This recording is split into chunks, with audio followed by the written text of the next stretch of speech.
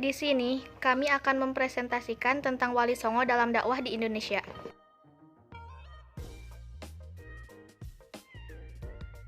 Sunan Grisik dikenal juga dengan nama Maulana Maghribi, Syekh Maghribi, serta Syekh Jumadil Kubro. Beliau dianggap sebagai orang Islam pertama yang masuk ke Pulau Jawa, sehingga kedatangannya menandai permulaan masuknya Islam di tanah Jawa. Sunan Grisik meninggal pada 12 Rabiul Awal 882 Hijriah atau 8 April 1419 dan dimakamkan di Gapura Wetan, Grisik.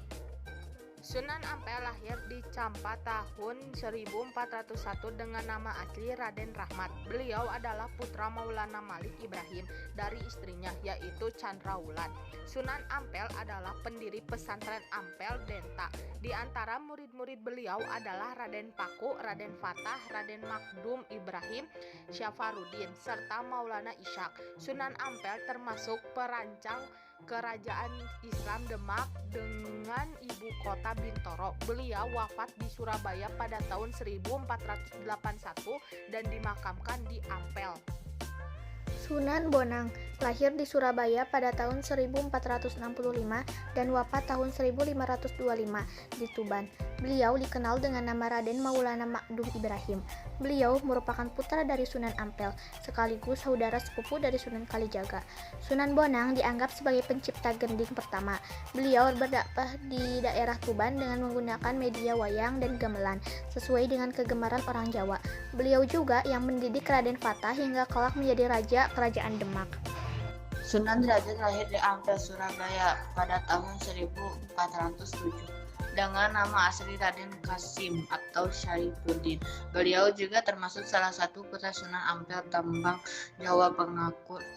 Diciptakan Sunan Derajat sebagai media dakwah. Beliau wafat pada pertengahan abad ke-16 dan dimakamkan di Sedayu, Gresik. Sunan Giri memiliki nama asli Raden Paku dan dikenal juga dengan nama Raden Ainul Yakin. Beliau merupakan putra Maulana Ishak. Beliau berdakwah di daerah Giri dan sekiranya serta banyak mengirimkan para dai keluar Jawa seperti Madura, Bawean, Kangengan, Ternate, dan Tidaro. Sunan Giri adalah pencipta permainan anak bernuansa religius seperti jelungan, gendi ferit, jor gula, cublak-cublak suweng, dan lir-ilir. Beliau wafat pada tahun 1506 dan dimakamkan di daerah Giri, Gresik. Sunan Gunung Jati memiliki nama asli Raden Syarif Hidayatullah. Beliau lahir di Makkah pada tahun 1448. Beliau merupakan cucu Prabu Siliwangi, Raja Penjajaran. Beliau berdakwah mengajarkan agama Islam di daerah Cirebon, Majalengka, Kuningan, Kawali, Sunda, Kelapa, serta Banten. Sunan Kudus lahir dengan nama Ja'far Shidqiq. Beliau memiliki silsilah yang bersambung sampai ke Nabi Muhammad SAW.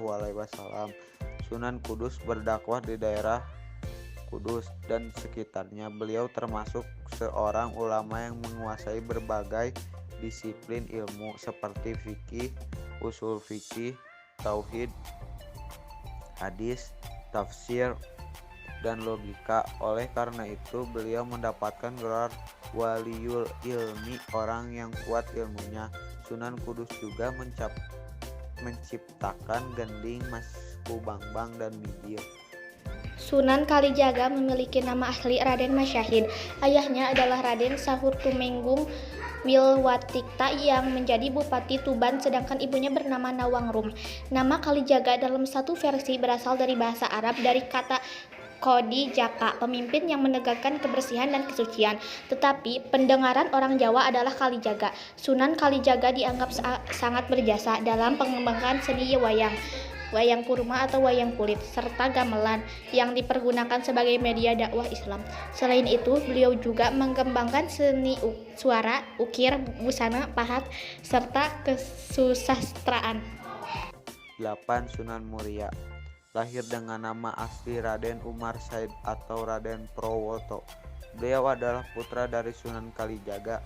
Dalam berdakwah, Sunan Muria cenderung memilih tempat yang jauh dan terpencil dengan menyelenggarakan semacam kursus-kursus keagamaan bagi kaum pedagang, nelayan, dan rakyat biasa. Sekian presentasi dari kami. Wassalamualaikum warahmatullahi wabarakatuh.